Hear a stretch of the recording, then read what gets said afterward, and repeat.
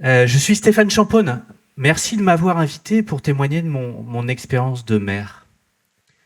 Nous sommes en juin 47, 2047. Ça fait donc bientôt 30 ans que tout ça a commencé. C'est notre rente turbulente. Pour monter au début des années 20 pour comprendre. Il y a une grande pandémie mondiale à l'époque. Alors, je sais, ça paraît complètement anecdotique après tout ce qu'on a vécu. Mais ça a quand même sonné la fin de l'insouciance. En tout cas pour moi. On a une présidente à ce moment-là en France. Vous savez, c'est cette écologiste qui a remplacé par surprise le jeune sortant en 2020. Je- J'ai oublié son nom. Euh, elle a la sincérité de celle qui assume leurs responsabilités et puis elle parvient à fédérer autour des vrais enjeux de transition. Mais en vain. Les discours s'alignent enfin, mais toujours pas les actes. L'homme a besoin d'être au pied du mur pour agir. On avait encore plus peur de changer que du climat qui change. C'est la grande vague de 2025 qui a tout bouleversé. Il y a d'abord eu ce violent coup de vent qu'on n'avait pas vu venir. Et puis les images sur nos écrans de la mer qui engloutit le littoral, les sirènes, le bruit des hélicoptères, et puis les bus qui rapatrient les survivants. Alors on a construit en hâte des camps dans les gymnases et les stades pour héberger des milliers de réfugiés. Il y a eu tous ces morts, bien sûr, ces centaines de victimes de notre insouciance. Mais moi, ce qui m'a le plus marqué, c'est le regard des survivants, le traumatisme. Et le traumatisme, il peut mener à l'effondrement ou au rebond. Et c'est ce qui s'est passé. Pour les élections municipales de 2026, c'est le grand chambardement. Partout, les sortants laissent la place à des collectifs citoyens dont le seul programme, c'est d'être enfin à la hauteur des enjeux. C'est à ce moment-là que je deviens maire, après avoir été désigné candidat par le collectif. Et on se retrousse les manches. Pas seulement les élus, les militants ou les équipes de la commune, non, tous les citoyens, dans nos maisons, nos rues, nos quartiers, dans nos façons de nous déplacer, de consommer, dans nos métiers aussi, dans nos vies finalement. Alors évidemment, il y a eu des hésitations, des conflits, des erreurs aussi. Et puis certains renoncements ont été plus douloureux que d'autres. Mais on fait quand même notre part. On décarbone nos cités, on l'adapte aux nouveaux risques, on se débarrasse des énergies fossiles. On repense nos modes de vie sans laisser personne de côté. On libère aussi nos rues des voitures. On brise le bitume, on régénère les sols et on y plante des arbres pour atténuer les inondations comme les canicules. Et on découvre que nos rues peuvent devenir des espaces de vie et même de jeu. Je me suis engagé à ne faire qu'un mandat, alors je laisse la place à d'autres en 2032. Mais je quitte pas le navire. Je rejoins l'équipe Canopée, chargée de semer des graines partout dans la ville. Je suis l'homme qui plante des arbres. Pas pour moi, pas pour maintenant, mais pour les autres et pour demain. Finalement, on évitait le pire, l'abandon de vastes parties du territoire, les étés qui tuent, les pénuries, les violences. On a appris à nous adapter en préservant l'essentiel, à partager les efforts sans sombrer dans le conflit, à nous serrer les coudes. Ça n'a pas été simple, mais en une poignée d'années, notre ville a connu une vraie métamorphose. Alors, vous avez compris que je ne suis pas Stéphane Champone, je m'appelle donc Sylvain Grisot. Hein. Je suis encore moins élu local, hein, je suis juste urbaniste, praticien comme vous. Alors oui, j'écris des livres, mais je suis avant tout un urbaniste, un faiseur de ville. Je fais ce qu'on appelle dans la profession la ville sur la ville, vous savez. On en parle depuis assez longtemps, et quelques-uns à le faire de temps en temps, et moi j'ai décidé en 2015 de faire que ça, de ne plus faire que ça. Alors à l'époque, on me disait, mais tu vas manquer de boulot. Bon. Euh, Puis j'ai commencé à me poser des questions aussi sur ma pratique, puis sur notre pratique finalement du faire la ville. Et en effet, il y a 5 ans, j'ai commencé une forme de grande enquête, sans trop le savoir d'ailleurs, en allant faire du porte-à-porte, en allant voir celles et ceux qui tentent de faire la ville autrement. Pas simplement pour faire autrement, mais pour la faire juste dans le bon sens. Donc je suis un praticien qui voyage un peu et qui raconte ça dans des bouquins. Je vais essayer de vous raconter ça, de vous partager un certain nombre de certitudes que j'ai acquis, mais il y a encore beaucoup de doutes. Ah oui, pardon. Bienvenue. Bienvenue dans les 30 turbulentes. 30 turbulentes, c'est les 30 ans qui séparent 2020 de 2050. 2020, c'est la pandémie. C'est le moment où on prend conscience collectivement de nos fragilités, où tout s'effondre. Finalement, 2020, c'est le début du 21e siècle. Il avait fallu la guerre de 14 pour que le 20e siècle commence. Il a fallu une pandémie mondiale pour qu'il s'arrête. Hein. Et je sais pas pour vous, mais moi j'ai l'impression que c'est le bordel depuis. On a des ruptures de flux logistiques. On a réussi à manquer de papier toilette dans la 5e ou 6e puissance mondiale. On a des porte-conteneurs qui loupent leur créneau dans le canal de Suez. On a une guerre en Europe. On a des ruptures d'approvisionnement énergétique. On a une inflation sur les prix. Bref, on ne sait plus de quoi est fait demain, en fait. Ce n'est pas juste des fluctuations. C'est ça qu'il faut comprendre. Ce n'est pas une intensification des fluctuations, c'est des ruptures. Et quand on fait la ville, en fait, tout de suite, on réfléchit à 5 ans, à 10 ans, à 15 ans, à 20 ans, à 50 ans, sans aucun problème. On passe notre temps, élus locaux, praticiens, à parler de 2050. C'est marqué sur les plans, c'est les projets et tout. Comment est-ce qu'on arrive à penser le long terme alors qu'on ne sait même pas ce qui va se passer demain? Qu'est-ce qui va se passer? Il va démissionner?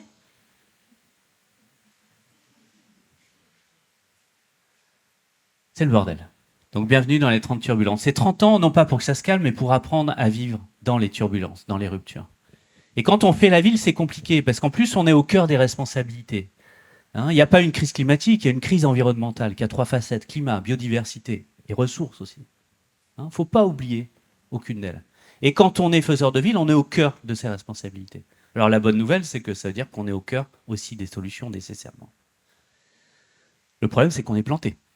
Aujourd'hui, on est dans l'impasse. On est dans les impasses, plus exactement. La première, c'est celle-là, la monoculture automobile. Vous connaissez cette voiture? C'est quoi?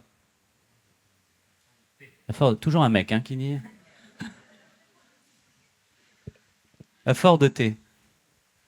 C'est pas une bagnole, c'est une révolution. Et pour nos villes, c'est une triple révolution. Henry Ford, quand il sort la première Ford T en 1908, dans les usines de Détroit, il change 3 fois nos villes. Il change nos rues, il change la façon dont on construit nos villes, et il change même la géographie de nos territoires. Je vais essayer de vous raconter ça. 1900, on est sur la 5e avenue, c'est le jour de Pâques, on se montre, c'est la grande parade. Donc on a des photos. Et il y a déjà une voiture au milieu des calèches. 1913, il n'y a plus qu'une calèche au milieu des voitures. C'est la révolution de l'iPhone, mais pas du tout dans nos poches, c'est dans les rues américaines. Et ça se passe plutôt mal. 1899, on a un piéton qui se fait écraser. Un médecin est sur les lieux, il témoigne devant la presse locale, il dit « J'espère qu'on ne verra plus jamais ça ». 1920, il y a 14 000 morts dans les rues américaines pour cette seule année, essentiellement des enfants au Sonne-le-Glas. Dans certaines villes américaines, quand un enfant se fait écraser, et il y a des débats dans les États fédérés sur l'opportunité d'interdire la voiture en ville, parce qu'elle est inadaptée à la ville. Parce qu'en fait, elle arrive tellement vite dans un système qui n'est pas fait pour elle, où les piétons traversent un peu n'importe comment, où finalement la rue est à tout le monde, que c'est un jeu de quilles en fait. Et c'est l'hécatombe. Alors, vous connaissez la suite de l'histoire, on a interdit la voiture en ville aux États-Unis, ils roulent en vélo depuis un siècle, non. Non, ça ne s'est pas passé comme ça. En fait, ils ont adapté la ville à la voiture. 1925, évidemment à Los Angeles, État pétrolier s'il en est, épicentre de la culture automobile mondiale, on interdit aux piétons de traverser comme il veut. On vient hiérarchiser l'espace public d'abord par la réglementation. Avant de travailler le réel, on travaille d'abord le droit. Et c'est le début de l'adaptation de la ville à la bagnole. Bientôt un siècle, on va bientôt pouvoir fêter ça. Allez, champagne. Première transformation. C'est le moment où on a le croisement des courbes. Nombre de chevaux en circulation aux États-Unis, nombre de voitures en circulation. Et c'est le moment où on invente les premières boîtes de nourriture pour chiens. Et oui, il fallait bien faire quelque chose des chevaux en trop. C'est aussi la période dans les années 30 où on se débarrasse aux États-Unis des tramways électriques par un travail, on va dire, très concerté de récupération de l'équivalent de notre délégation de services publics autour de groupements concentrés autour de General Motors, de façon très organisée, on va dire. Ils récupèrent les délégations de services publics, suppriment les tramways électriques pour faire de la place à des bus à essence. Et ce mouvement-là, on va l'avoir jusqu'aux années 60 en France, où on va démolir un par un tous les réseaux de tramway, jusqu'à leur renaissance, même si c'est des outils très différents, au milieu des années 80. Première transformation, la transformation des rues. En fait, il faut attendre la Seconde Guerre mondiale pour que ça commence à toucher la ville et le mode de production de la ville. Avec une deuxième impasse, l'étalement urbain. Quand Henry Ford invente la Ford T, c'est pas une innovation technologique, vous connaissez l'histoire, c'est une innovation sur le process. On prend une tâche complexe, construire une bagnole, on vient la subdiviser en tâches simples. Ford T, c'est plus de 4000 tâches simples. On vient spécialiser le poste de travail, vous connaissez l'histoire, vous l'avez eu au secondaire. Et puis l'ouvrier, il fait toujours la même chose, il le fait très efficacement. Et donc, avec le travail à la chaîne, on massifie, on baisse les prix et même l'ouvrier peut se payer une bagnole. Allez. On oublie que dans la leçon, Henry Ford a dit que le meilleur choix qu'il a fait, c'est de bien payer ses ouvriers. Bizarrement, ça a été oublié par la suite. Mais il y a une condition à tout ça. C'est quoi la condition pour arriver à industrialiser un processus de production? C'est quoi la condition qui permet de faire le travail à la chaîne? Interro. Non, mais c'est important. On l'a complètement oublié, en fait. C'est tellement évident qu'on l'a complètement oublié. La condition, c'est la standardisation. Hein, on a oublié ça parce qu'on est entouré d'objets qui sont tous standardisés, parce qu'ils sont tous produits comme ça. Hein, Henry Ford le disait très bien, les Américains ont le choix de la couleur, tant que c'est du noir. 1920, on a plus de 50% des véhicules vendus aux États-Unis qui sont des véhicules Ford. Mais ce n'est pas des véhicules de la marque Ford, c'est des Ford T noirs du même modèle que celui qui est sorti des usines de Détroit en 1908.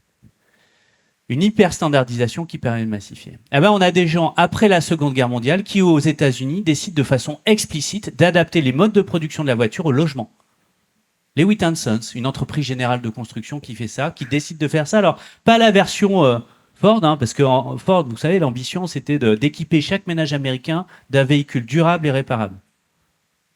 Là, ils ont plutôt adapté la version General Motors, c'est-à-dire c'est Ford plus l'obsolescence programmée. C'est les changements subtils de carrosserie tous les ans, que votre voisin a toujours une bagnole plus récente que la vôtre. Ben, ils font ça. Ils inventent la maison sur catalogue, donc ils viennent standardiser le produit maison. Baisser les prix comment? En la construisant à l'usine. C'est la construction hors site. Et pour construire tout ça, ils ont besoin d'un foncier standard, le foncier agricole, qui est plat, qui n'est pas occupé, qui n'est pas voisiné, etc. Et donc ils sortent de New York, ils font l'acquisition de champs de patates et de champs d'oignons, qui ont été rendus accessibles par la construction sur Long Island de l'ancêtre de l'autoroute aux États-Unis, qui est le Parkway. Et en 1949, vous avez là tout le modèle, tout est là. Initiative privée, consommation de sol agricole, standardisation du produit, massification de la production, ça va plus loin, monofonctionnalité. J'habite là et je vais chercher tous les autres services ailleurs, grâce à l'équipement individuel des ménages en véhicule. C'est le système automobile qui permet ça. Ça va encore plus loin. On a de l'homogénéité sociale. Les premières Louis Vuitton sont réservées aux blancs et aux anciens combattants. Parce qu'ils inventent aussi un système qui est scalable, qui peut passer à l'échelle. Vous voyez, scalable, c'est la Startup Nation, là.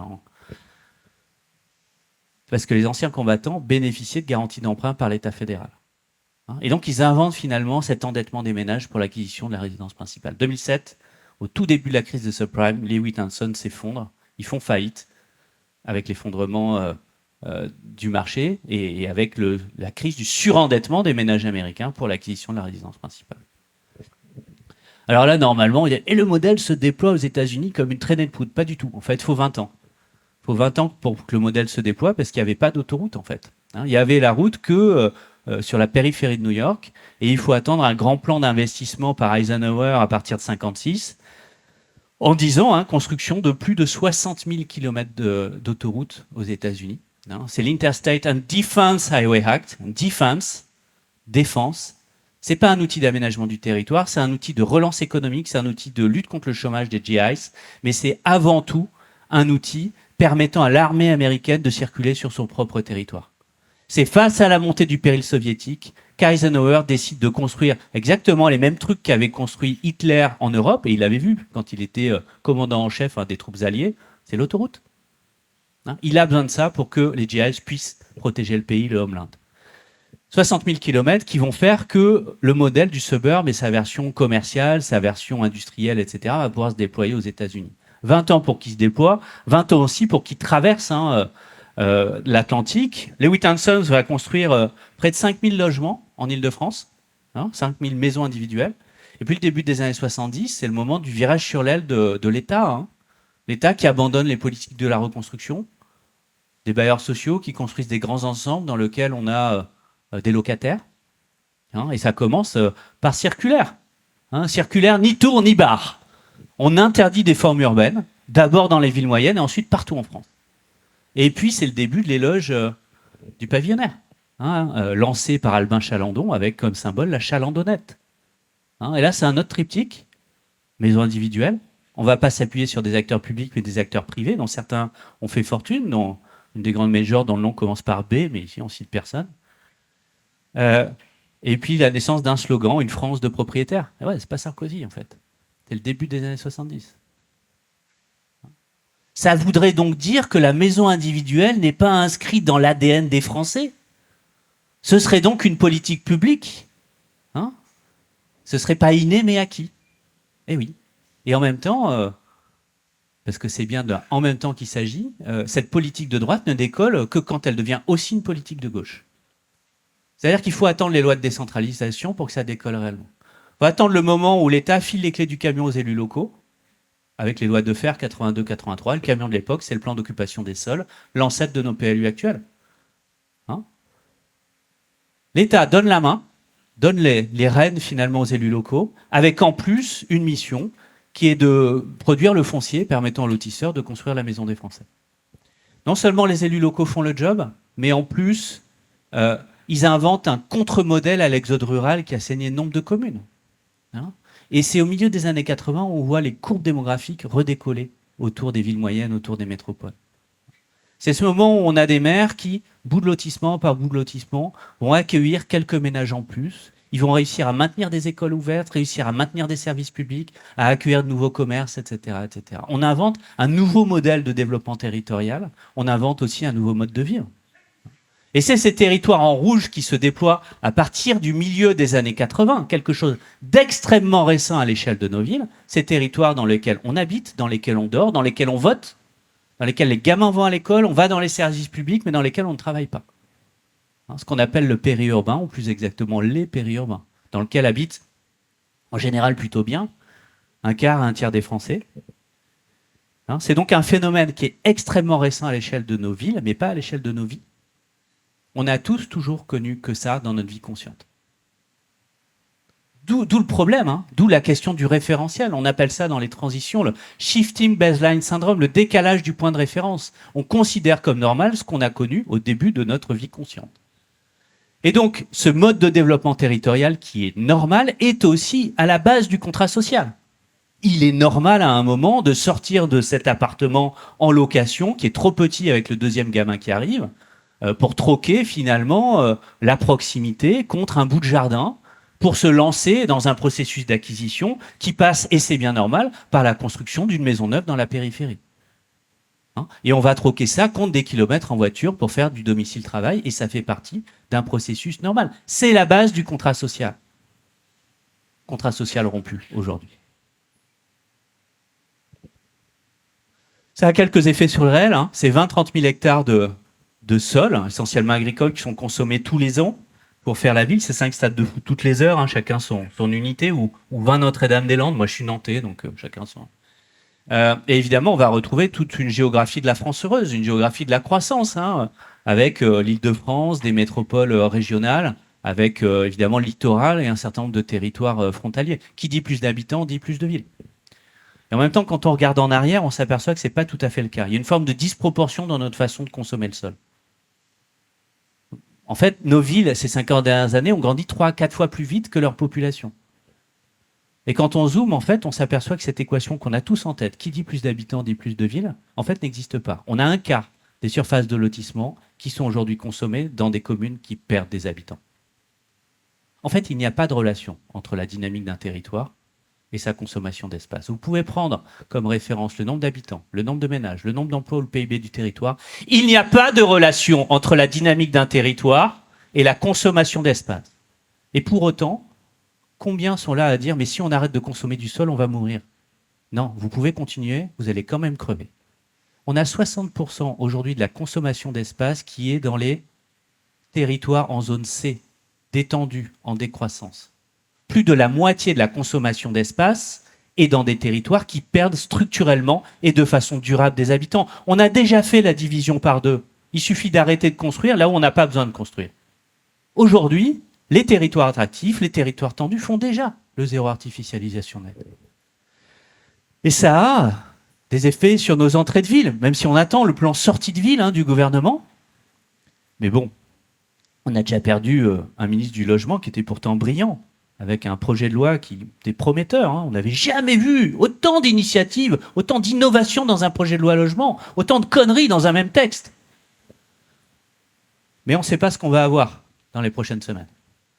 Ça a des effets sur le réel, consommation d'espaces agricoles, atteinte évidemment, et fragmentation au milieu naturel, et puis un effet de fragmentation sociale. On ne peut pas comprendre la crise des dites banlieues, des quartiers populaires, qui commence au milieu des années 80 avec les premières émeutes en 85, si on ne le met pas en parallèle du mouvement de périurbanisation. Le départ des classes moyennes des quartiers de la reconstruction, c'est le white flight à la française. Le white flight, c'est le départ des Blancs des centres-villes américains. Le white flight à la française, c'est le départ des classes moyennes, des quartiers de la reconstruction, qui est permis par quoi? Des processus d'acquisition dans le périurbain. C'est ni bien ni pas bien. C'est.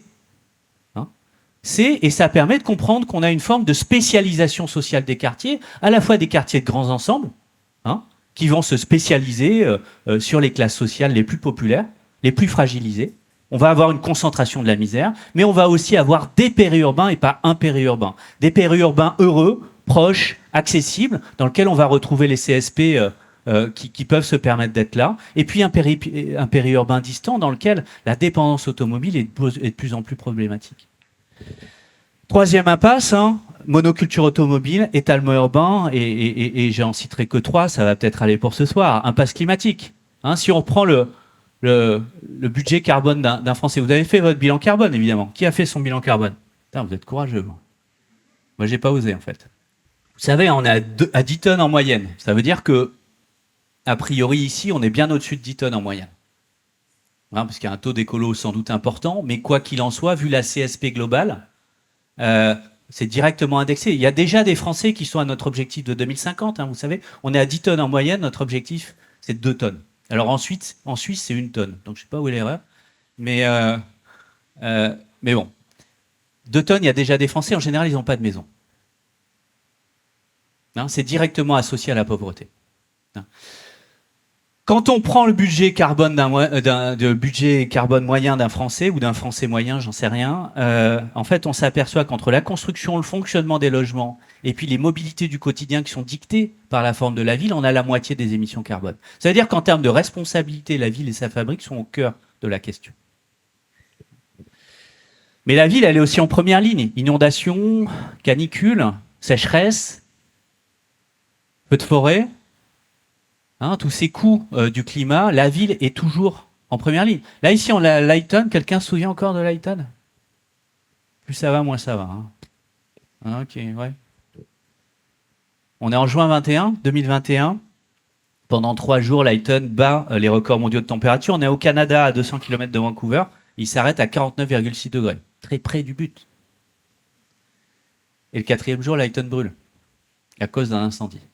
En fait, ce qu'il faut retenir, c'est qu'à Lighton, la moyenne en juin, même si ça ne veut plus dire grand-chose, c'est pas 50, c'est 25. Donc c'est 2 fois plus haut. Mais surtout, c'est absolument pas un territoire qui connaît des feux de forêt. Et ça, faut qu'on comprenne ce fait-là. Le même été, juin 2021, j'étais en juillet 2021. Il y a eu des grandes inondations en Allemagne et en Belgique, on m'a rappelé il n'y a pas longtemps, quand j'étais à Bruxelles. Oui, aussi en Belgique. Vous vous souvenez de ces inondations là, des vues par hélicoptère, on voit les terrains qui s'effondrent, des trucs. Vous pensez vraiment que les Allemands ne respectent pas les plans de prévention des risques d'inondation? Ça doit se dire en un mot, en allemand. Non, c'est des territoires qui n'avaient jamais connu d'inondation. Ça, c'est un truc qu'on a vraiment du mal à comprendre, et notamment dans nos professions, notamment chez les faiseurs de ville. C'est qu'en fait, le bouleversement climatique, c'est des coups plus violents et plus fréquents, mais c'est aussi une nouvelle géographie des risques. Sauf que ce n'est pas une mise à jour de la carte qu'on a face à nous. C'est un changement de philosophie. On ne sait pas ce qui va arriver et on ne sait pas où. On a des inconnus majeurs sur l'équation climatique. Je ne suis pas en train de nier le réchauffement climatique. Je suis juste en train de dire que l'inconnu principal qu'on a, c'est nous. On ne sait pas à quel rythme on va décarboner, si on va décarboner un peu ou pas, etc., etc. Donc comment prévoir alors qu'on ne sait pas notre rythme de décarbonation? Et après, on ne sait pas modéliser à une échelle micro. C'est extrêmement complexe. Et donc, on n'est plus face à des risques, on est face à l'incertitude. Or, on sait gérer les risques urbains, et c'est systématiquement en regardant le passé pour anticiper l'avenir. On modélise les futurs en fonction du passé. On tire les courbes, on prolonge les événements. Donc, ce n'est pas une mise à jour des périmètres, c'est un changement complet de la philosophie de gestion des risques qui est devant nous. Donc voilà, ceci n'est pas une transition, en tout cas pas une transition douce. Alors je sais, hein, on a encore quelques élus qui rêvent en pensant à l'hydrogène, vous savez, ce gaz hallucinogène, qui nous permettrait de juste changer le carburant dans la bagnole. Mais on va pas juste changer de carburant, on va pas juste changer de bagnole, on va changer de mode de vie autour de la bagnole, nécessairement. C'est pas une transition, ou en tout cas pas la transition à la française. Hein, c'est vraiment un changement qui est face à nous, qui est radical, parce qu'on a 3 virages à faire. Hein, décarbonation, faire notre part. Décarboner la ville, la fabrique de la ville. Adaptation, parce que le climat change quoi qu'il arrive. Et aujourd'hui, on sent bien que déjà là, on n'est pas au point. Et puis, apprentissage de cette nouvelle résilience. C'est des virages qui sont fondamentaux, c'est pour 2050. Pour ça, je préfère parler de redirection. Hein. Il y a un caractère beaucoup plus violent derrière, avec quelques éléments qui nous aident. Alors, il n'y a pas de logo officiel, hein, j'ai trouvé que ça. Et en même temps, vous savez, quand on abuse de réglisse, ça donne des palpitations. Ça vous rappelle quelque chose?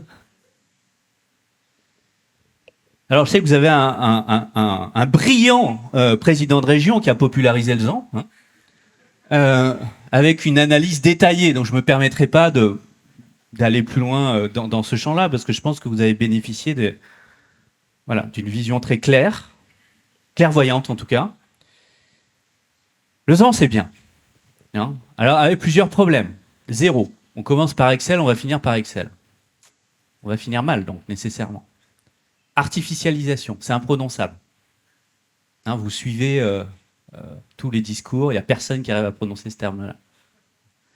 Les discours parlementaires, pendant les débats de climat résilience, j'étais le seul, hein, devant ma télé à 11h du soir à regarder les débats sur climat résilience. Aucun député était en capacité de prononcer ce truc-là. Et puis net, hein, on va compenser. Donc moi, je vous laisserai manger les salades produites dans le champ renaturé sur la base d'une ancienne friche industrielle. J'ai aucun souci avec ça, hein, mais je veux pas m'en mêler. Non, c'est très bien. En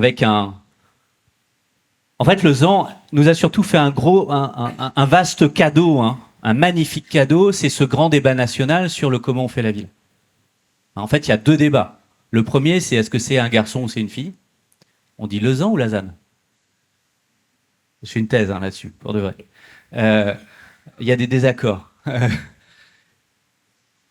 Et puis le deuxième, c'est comment on fait la ville. C'est-à-dire quand on est coincé par une politique du chiffre bête, hein, comme toute politique du chiffre, ben on est obligé de réfléchir. Parce que le ZAN nous oblige quoi? À faire ce qu'on avait promis qu'on ferait en décembre 2000.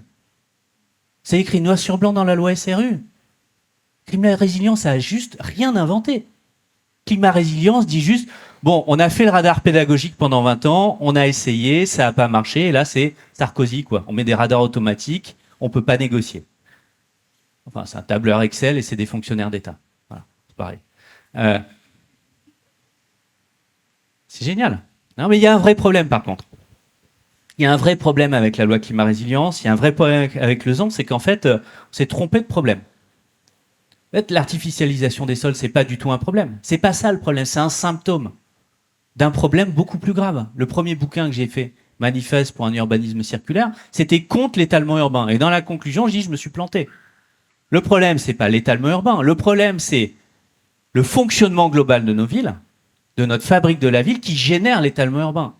L'artificialisation des sols, c'est un symptôme d'un problème beaucoup plus grave. Ça fait 50 ans qu'on construit nos villes comme on construit des bagnoles.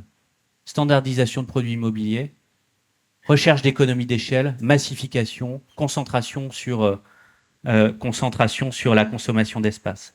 Ça fait 50 ans qu'en fait, la voiture a triplement transformé nos rues, la façon dont on produit nos objets immobiliers, mais aussi la façon dont on pense nos territoires. Parce que grâce à la bagnole, on n'a plus à se poser la question de la localisation. Il y aura toujours une bagnole et une route pour aller d'un point A à un point B. Hein, c'est la 3e des transformations induites par Henry Ford. C'est ça le problème. C'est beaucoup plus fondamental finalement que la lutte contre l'artificialisation des sols. Elle induit de changer complètement de modèle. Hein, c'est un problème systémique. Il faut qu'on passe de la ville facile à la ville compliquée, à la réparation de ce qui est là. Il faut qu'on passe... et puis il ne faut pas qu'on se trouve de problème. En fait, parce qu'on parle beaucoup du neuf dans la profession, et là, avec cette fameuse loi logement, on parlait une fois de plus que du neuf. Hein. Combien il faut créer de logements tous les ans, etc. Tout ça est intéressant, mais complètement secondaire, parce que le triple virage décarbonation, adaptation, résilience, c'est pour 2050 et c'est pour la ville. Et on a déjà construit au moins 80% de la ville de 2050. Parce qu'on est à la tête d'un paquebot qui est extrêmement lourd. Les constructeurs de bagnoles, ils peuvent encore s'amuser sur une ou deux générations de véhicules avec des SUV électriques de 2 tonnes, si vous voulez. Ils sont pas encore... Nous, on a fini de jouer, en fait. On a déjà fini la ville de 2050, presque. Donc la question du neuf, c'est complètement anecdotique. La question, c'est qu'est-ce qu'on fait du déjà là? En quoi le déjà là n'est plus un problème et devient la solution pour avoir simplement des villes vivables, des villes habitables en 2050? Comment on passe de l'urbanisme linéaire, hein, consommation d'espace, production d'objets urbains standardisés, à obsolescence programmée. On est passé de 2 à 3 millions de logements vacants en 10 ans en France. On va bientôt fêter les 5 millions de mètres carrés vides dans les bureaux d'Île-de-France.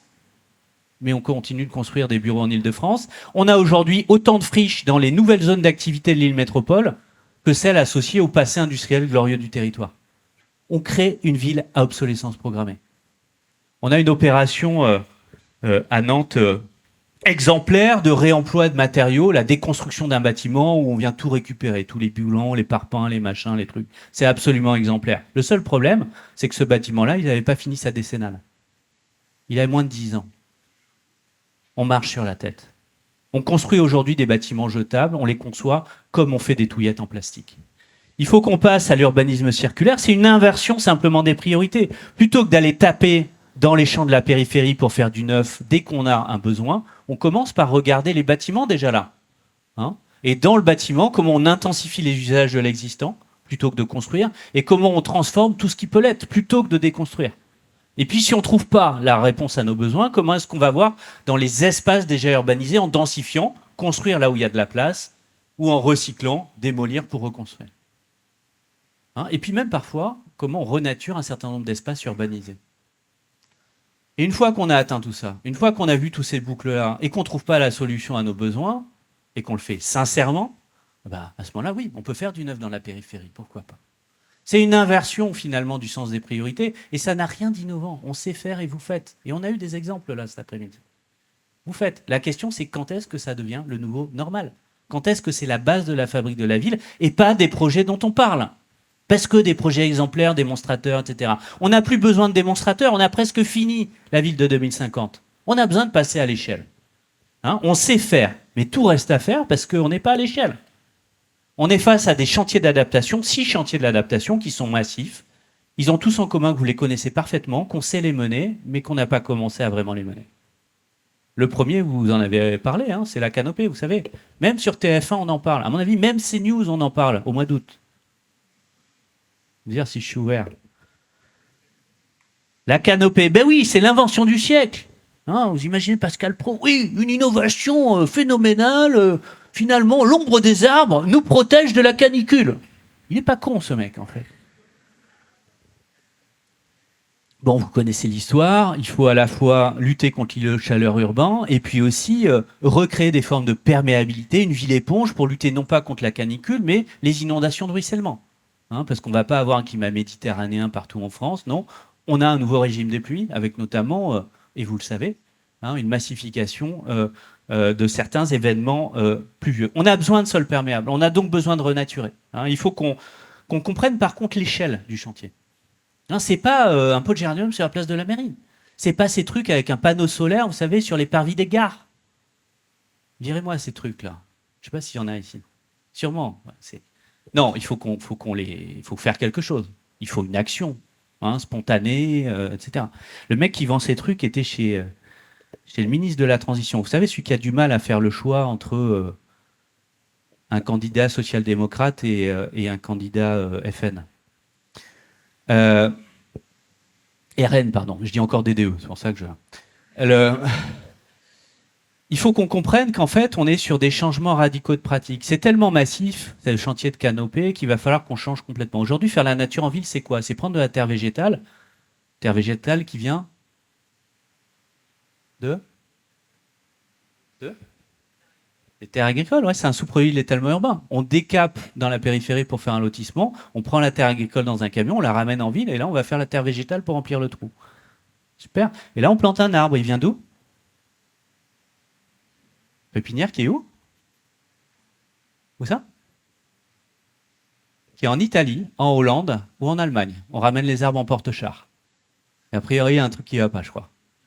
Donc aujourd'hui, le travail, il est déjà amorcé. Comment est-ce qu'on réactive les sols en place, hein? Comment on développe ces technologies partout, hein, sur les technosols, de façon à retrouver une capacité du sol en place à apporter du végétal. Comment on va choisir le végétal, non pas en fonction de la palette du paysagisme, mais finalement de la capacité du sol en place à l'accueillir et à le porter. Comment on choisit aussi le végétal en fonction du climat, non pas d'aujourd'hui, mais de demain, hein? Comment on a un changement de culture et comment on massifie tout ça, hein? Parce qu'il faut considérer que la canicule dans nos territoires, dans nos villes, la canicule, pardon, la canopée dans nos villes, dans nos villages, c'est une nouvelle infrastructure. C'est pas un truc décoratif. C'est un élément de santé publique. Ça veut dire qu'il faut s'organiser comme on fait un métro du Grand Paris, comme on fait une nouvelle infrastructure cyclable, etc., etc. Faire de la place, mobiliser des fonds, avoir des équipes organisées, parce qu'aujourd'hui, on est en train de faire l'espace public qu'on aura dans 50 ans, en fait. La durée d'amortissement d'une rue, c'est 30 à 50 ans. C'est-à-dire qu'aujourd'hui, dès qu'on fait un chantier, on fait le chantier et on fait l'espace public qu'on aura en 2050. Qu'on aura ce fameux été 2050. Où il va faire tellement chaud. Alors, est-ce que vraiment ça vaut le coup de discuter si on garde 2 ou 3 places de parking ou si on plante un peu plus? Parce que vous connaissez l'adage, hein, il y a de bons moments pour planter un arbre. Aujourd'hui, il y a 20 ans. Mais sauf que les arbres qui vont nous faire un peu d'ombre en 2050, il faut les planter maintenant. Donc il y a une vraie radicalité aujourd'hui sur la transformation de l'espace public qui est une nécessité. Parce que c'est très long l'amortissement d'un espace public et qu'on est en train de faire les rues aujourd'hui qu'on aura en 2050. Mais la canopée, c'est pas que la rue. À Lyon, il y a 10% de potentiel de développement de la canopée qui est dans les espaces publics. 30% dans les espaces maîtrisés par les acteurs publics. C'est-à-dire qu'il y a 70%, c'est quoi? C'est des jardins de copropriété, des jardins de lotissement, des espaces privés dans les zones d'activité, etc., etc. Aujourd'hui, les collectivités publiques doivent travailler chez le privé. Non, la métropole de Lyon mobilise son ingénierie, finance des renaturations de cours de copro privés aujourd'hui. Parce que c'est ça la solution, parce qu'il faut accélérer le processus. Le deuxième des chantiers, c'est le chantier des temps, ça a été abordé. Et si on ouvrait, et c'est le cas hein, dans certains de vos territoires, les cours d'école aux gamins le soir et le week-end, hein, un espace, plusieurs usages. Mais si on ouvrait aussi les salles de classe pendant l'été, comme ici à Noirmoutier, où depuis 20 ans, dans cette école privée, on a des parents d'élèves qui, au mois de juillet, enlèvent les tables et les chaises, et puis ils installent des cuisines et des lits. Et ils transforment les 8 salles de classe en logements touristiques. C'est une école qui n'est pas vide tout l'été. C'est 8 logements touristiques qui n'ont pas été construits à côté, hein, et c'est des revenus complémentaires. C'est ça, l'intensification des usages. Un même espace, plusieurs usages. C'est la mixité aussi. Comment... à Grenay, on s'est posé la question d'un équipement public central, une médiathèque, mais dans cette commune très pauvre, une des communes les plus pauvres de France, hein, on ne pouvait pas se permettre de faire une médiathèque où on vient retirer des livres et des CD 30 heures par semaine. C'est pas possible. Alors ils ont formé les fonctionnaires territoriaux de façon à ce qu'on puisse avoir du retrait de bouquins 56 heures par semaine, les horaires d'ouverture de la médiathèque. Mais c'était pas assez, donc ils ont mis une cuisine. C'était pas assez, donc ils ont mis une salle de spectacle. C'était pas assez, donc ils ont mis les assistances sociales de la CAF. Hein, et c'était pas assez, donc ils ont ouvert un bistrot. Au moins, ils étaient sûrs d'avoir du monde. Sans doute le seul bistrot financé par la caisse d'allocation familiale en France. Le temps, c'est aussi l'occupation temporaire, comme cette petite gare à Jette qui regarde passer les trains, mais il n'y a plus de guichet, et qui est aujourd'hui occupée de façon temporaire par un groupement d'associations, une forme improbable de coopération autour d'une forme de nouvel équipement public. Alors on appelle ça un tiers-lieu parce qu'on ne sait pas ce que c'est en fait. C'est en tout cas un lieu qui fait du lien, hein, mais c'était avant tout un espace vide. Comment est-ce qu'on travaille ces espaces vides comme étant des ressources à la fois pour répondre à nos besoins ou répondre à de nouveaux besoins? Et puis le temps, c'est aussi le temps très court de l'essai et l'erreur, hein. Ici, on est dans une école à Nantes. Alors c'est une école que je connais bien, c'est l'école de mon fils. Et ça fait plusieurs années qu'il y a des discussions sur la sécurisation de l'entrée de l'école. Vous connaissez ces sujets-là, hein. Hein, c'est vraiment le truc, voilà, les engueulades de parents d'élèves, le stationnement, etc.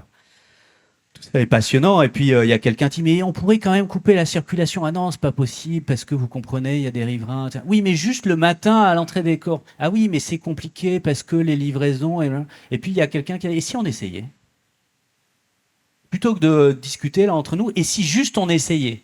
Et là, il y a un fonctionnaire territorial zélé qui a dit « Ah bah oui, moi je peux ramener une barrière en plastique orange. » Et puis, il y a la directrice de l'école qui a dit on pourrait faire même un projet pédagogique autour de ça. Et là, tout à coup, c'était foutu. Tout le mouvement de résistance de l'organisation municipale ne pouvait plus se liguer puisque tout le monde était déjà ligué contre eux. Et donc, on décide des dates. Ce sera 15 jours d'expérimentation où on va fermer le matin la circulation. Et donc, on arrive avec le truc. Alors, opportunément, il y a un parent d'élève qui convoque des élus locaux par Twitter. Ça marche bien, mieux que les courriers postaux. Il y a les élus locaux qui sont là, donc la police municipale vient. Voilà, on a un effet boule de neige. Et tout à coup, on a un grand débat local. Et pourquoi est-ce que c'est les parents d'élèves qui tiennent la barrière? C'est pas normal que ce soit des parents d'élèves. Et s'il y a un problème, est-ce qu'ils sont assurés? On a le juriste de la mairie qui arrive en fin de première semaine qui dit oui, c'est une délégation de services publics qui sont donc couverts par là. Très bien. Et là, on a la CFDT qui dit mais c'est pas normal. Parce qu'on a vu le gars, et c'est pas dans sa fiche de poste, il est venu enlever la barrière mercredi. Un vrai scandale. Et il y a tout ce débat-là. Et on n'arrive pas à s'en sortir. Et on s'engueule, etc. Et on fait un petit sondage à côté. Est-ce que vous trouvez que c'est bien qu'on coupe ou pas la circulation? 92% de oui. C'est-à-dire qu'en essayant là-dessus, on a concentré les débats sur qui tient la barrière, mais l'opportunité ou pas de mettre la barrière, c'était déjà réglé. Aujourd'hui, la barrière est métallique. On n'a toujours pas compris pourquoi c'était les parents d'élèves qui la fermaient le matin et qui la rouvraient, mais c'est toujours comme ça. Et parfois, il manque un parent d'élève le jeudi ou le vendredi parce qu'il fatigue un peu. La barrière reste ouverte, elle n'est pas fermée à la circulation. Je vais vous dire, c'est pas grave. Le temps court, c'est un moyen d'essayer. C'est le meilleur des moyens de conversation finalement, et c'est la seule des concertations possibles réellement. Arrêtez de croire que les gens savent lire des plans. Les gens ne savent pas lire des plans. Et quand je dis les gens, c'est pas les citoyens, les habitants, c'est les professionnels et les élus. Nous, on peut pas l'admettre, mais on n'arrive pas à se projeter quand on voit un plan. La seule façon de discuter, la seule façon de débattre, la seule façon de faire vraiment de la concertation, c'est de tester, c'est d'essayer. C'est l'échelle 1, finalement, qui permet réellement d'avancer. Cette méthodologie, elle a été inventée dans un petit coin, une petite bourgade aux États-Unis, New York, sur un petit espace public, Times Square. Vous imaginez le délai de concertation pour piétoniser Times Square il y a moins de 15 ans. Vous imaginez combien de temps de concertation pour piétoniser Times Square? Une hypothèse, là. Je ne vous demande pas le nombre de post-it collés sur les murs, machin. 0. Il n'y a pas eu de concertation. Ils ont décidé de couper la circulation 6 mois avant les municipales. Avec des plots oranges, finalement. Et tout à coup, il y a eu un espace qui s'est dégagé et les New-Yorkais sont arrivés. Et la ville a été complètement dépassée par le succès. Ils avaient commandé du mobilier urbain, mais qui était en retard, et donc ils sont allés acheter des transats de plage chez un grossiste d'à côté. 376 transats de plage. Parce que c'était tout le stock disponible chez le grossiste. Et là, il y a eu un grand débat à New York sur l'esthétique dégueulasse du mobilier urbain acheté par la municipalité. Ils ont piétonnisé, ils ont pérennisé, et ils élargissent progressivement. Et à partir de Times Square, qui était le point le plus complexe, a commencé la piétonisation de New York.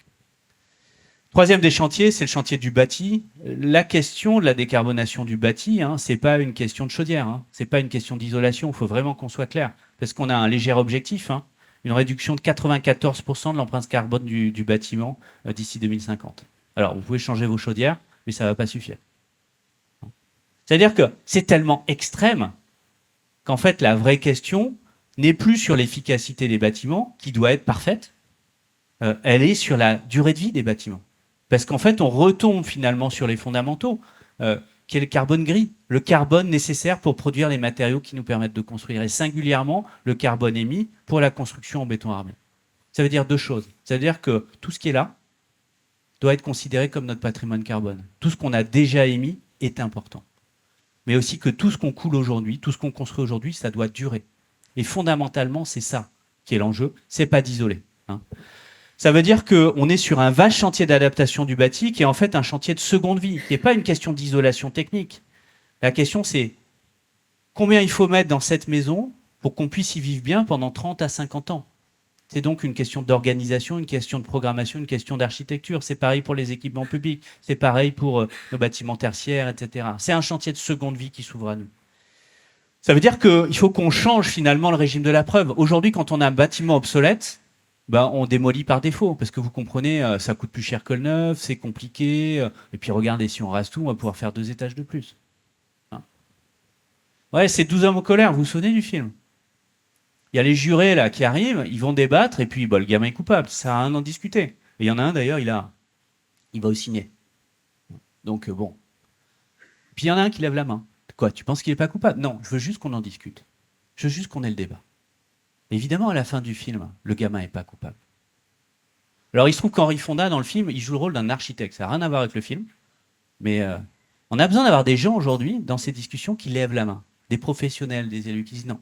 On va sincèrement essayer de donner une deuxième vie à ce bâtiment. Aujourd'hui, c'est inscrit dans la loi, c'est inscrit dans Climat Résilience. Mais la priorité doit être donnée au réemploi de l'existant. Ça ne veut pas dire qu'on va pouvoir tout transformer. Moi, je passe mon temps à prescrire des démolitions. Hein, parce que c'est des bâtiments obsolètes et qui sont monomaniaques quelque part, hein, qui ont été tellement construits de façon efficace pour leur premier usage qu'ils sont incapables de s'adapter à un deuxième usage. Ça veut dire qu'il faut qu'on ait ces débats-là, hein, et qu'on change le régime de la preuve, ce qui veut dire aussi qu'il faut que, quand on construit, on se projette non pas sur l'usage d'aujourd'hui, mais l'usage de demain et l'usage d'après-demain. Comme ce bâtiment qui est conçu pour demain passer d'un usage de bureau en logement, hein, pour 600 € le mètre carré. Ça veut dire qu'on organise l'ingénierie, hein, la structure, les réseaux, mais aussi l'architecture, mais aussi le fonctionnement juridique, fiscal, financier, etc. Ça va même plus loin, c'est que c'est un bâtiment qui bénéficie d'un permis expérimental qui a une autorisation à la fois pour un usage de bureau et de logement. Ne faites pas ça chez vous. On ne change pas un CERFA comme ça. Ça leur a pris des années, c'est compliqué, etc. Mais c'est intéressant. C'est vraiment intéressant comment on met finalement, dès la base de la construction, 2 usages. Construire évolutif. Parce que l'enjeu, c'est pas d'inventer finalement un béton bas carbone, même si c'est bien.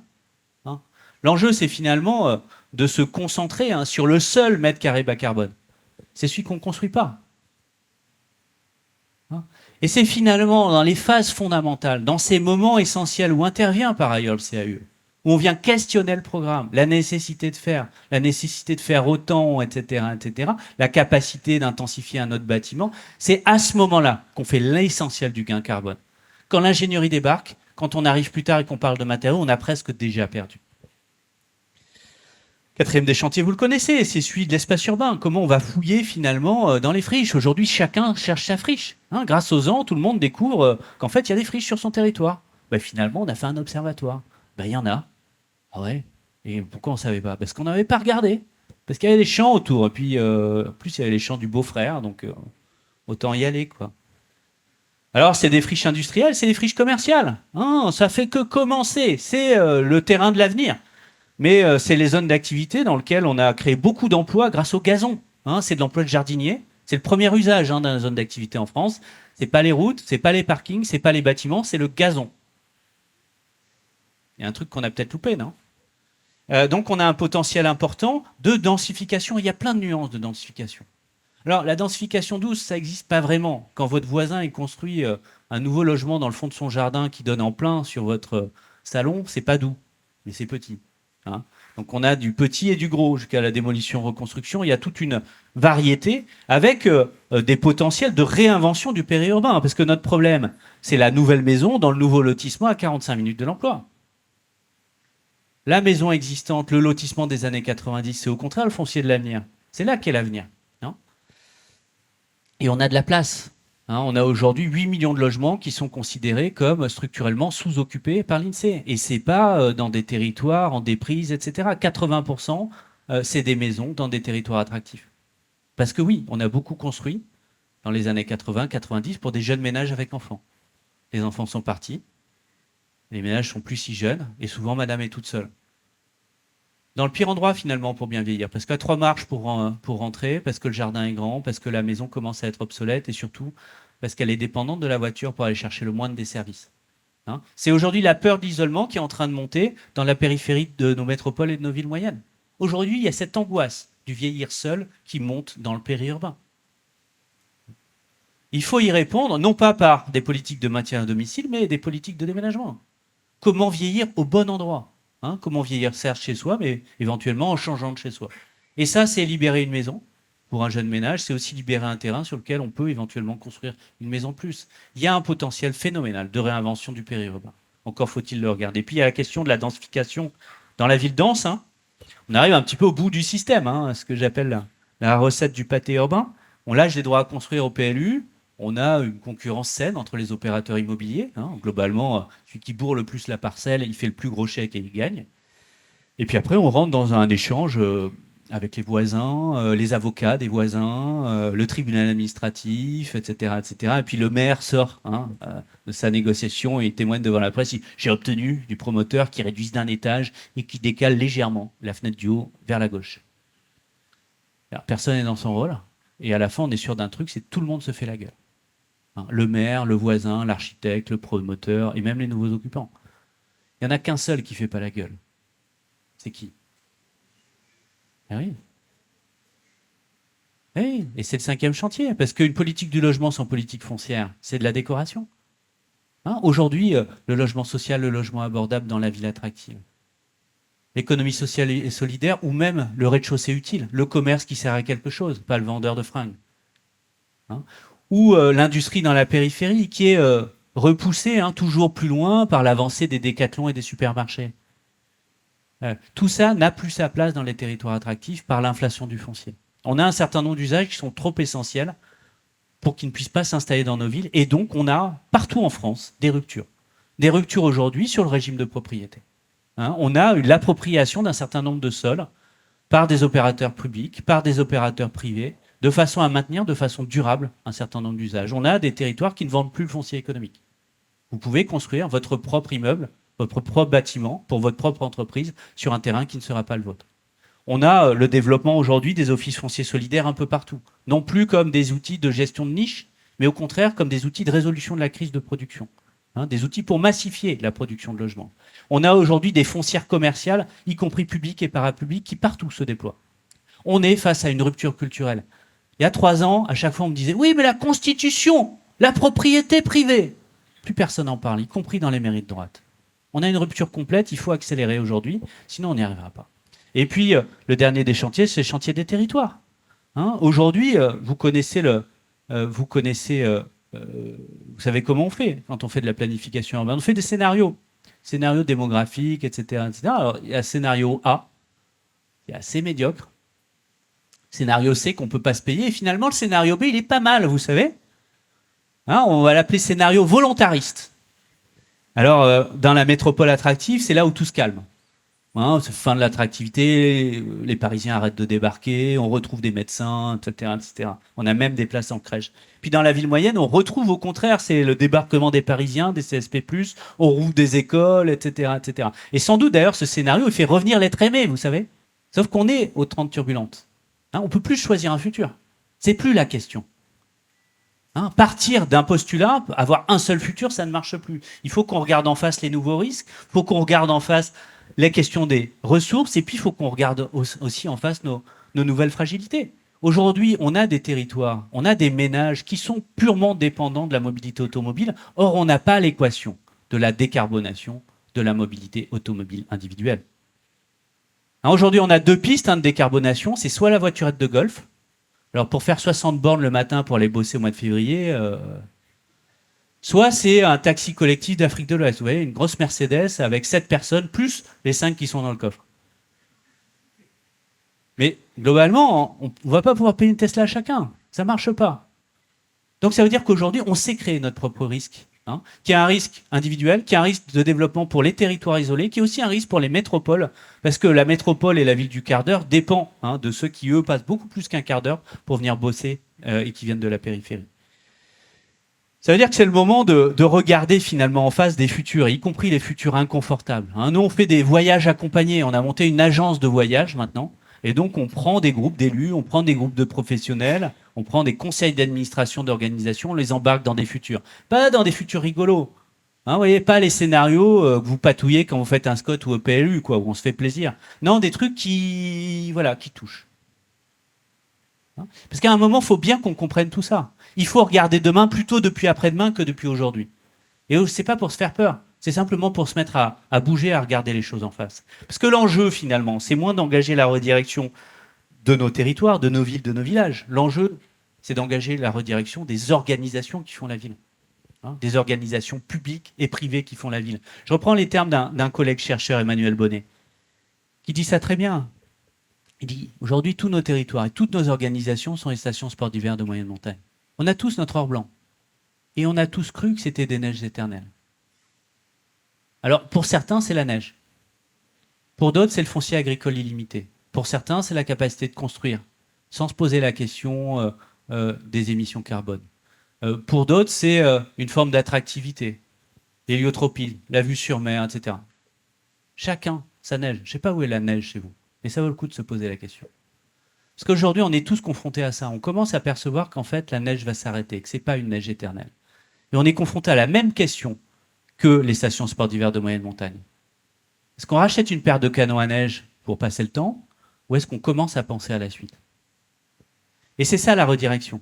Comment on passe finalement d'une logique de résilience à une logique de contribution au si grand chantier de l'adaptation de nos territoires?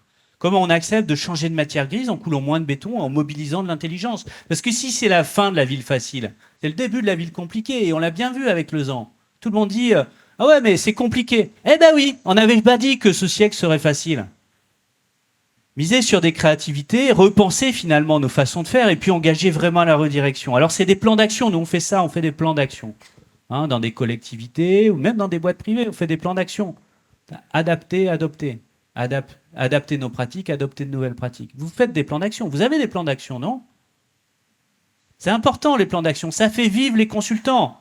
Je suis consultant. On a une bonne partie du PIB de la France qui est consacrée à ça, l'achat de post-it et le paiement des consultants.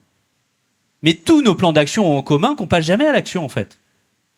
Adapter, adopter, mais on oublie le dernier A, abandonner. Qu'est-ce qu'on laisse de côté? Qu'est-ce qu'on arrête? Quelle politique publique on arrête? Quel projet on arrête? Non pas pour le plaisir d'arrêter, mais faire un choix aujourd'hui pour gagner du choix demain. Dégager du temps de cerveau disponible, de l'attention des élus, du temps de main-d'œuvre, de RH, etc. Dégager des budgets, dégager de l'espace. Qu'est-ce qu'on arrête aujourd'hui? C'est le geste le plus efficace que vous puissiez faire. Enfin, il y en a deux. Un, annuler la réunion service de lundi. Augmentation immédiate de la productivité. En plus, lundi, on va avoir des trucs à se dire, je pense. Et je sais pas quoi. Allez voter. Et bien, s'il vous plaît. Donc abandonner, c'est un moyen en fait. Abandonner pour faire. Le renoncement, c'est une façon d'avancer. Moi, j'accompagne aujourd'hui des organisations dans des renoncements, y compris une organisation qui en a fait un beau de renoncement, qui est le conseil départemental du 44, qui a juste abandonné un projet d'aéroport. Eux, ils peuvent témoigner. Après Notre-Dame-des-Landes, si vous voulez. Le renoncement, c'est comme la gymnastique. La première séance, ça fait mal. Mais après, ça va mieux. Après, c'est une habitude. Ils ont renoncé, là, à plus de 50% des projets routiers du département. Pour dégager de la place, dégager des ressources, investir sur autre chose. Et puis, ils sont aperçus que finalement, c'était peut-être pas si nécessaire. Le renoncement, c'est maintenant, et ça s'apprend. Et puis, on doit explorer, avancer, tester les chemins, et pas se tromper de diagnostic. Parce que oui, il y a une crise de la production neuve. Oui, elle a des impacts aujourd'hui, non pas que sur la chaîne de l'immobilier privé, mais aussi sur les bailleurs sociaux, mais aussi sur les aménageurs, mais aussi sur l'acte de construire, etc. Elle est systémique. Mais ne lisez pas la presse. Enfin, si lisez la presse, mais avec du recul.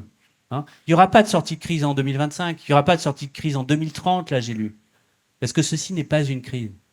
C'est beaucoup plus grave. Ce n'est pas l'ouverture d'une parenthèse qu'on vit. Et donc, il ne faut pas attendre la fin de la parenthèse, c'est la fermeture d'une parenthèse heureuse, où on pouvait s'étaler comme on voulait en cramant du foncier agricole, où on pouvait construire du neuf et ne faire que ça, où on pouvait couler du béton sans se poser de questions, où de toute manière, il y avait toujours une voiture pour régler nos problèmes de mobilité. C'est la fin d'une parenthèse heureuse. On vit la fin d'un modèle, c'est-à-dire qu'il ne faut pas gâcher cette crise en attendant une sortie de crise éventuelle. Au contraire, cette crise, ça doit être un facteur d'accélération de la transformation des pratiques. Merci à vous.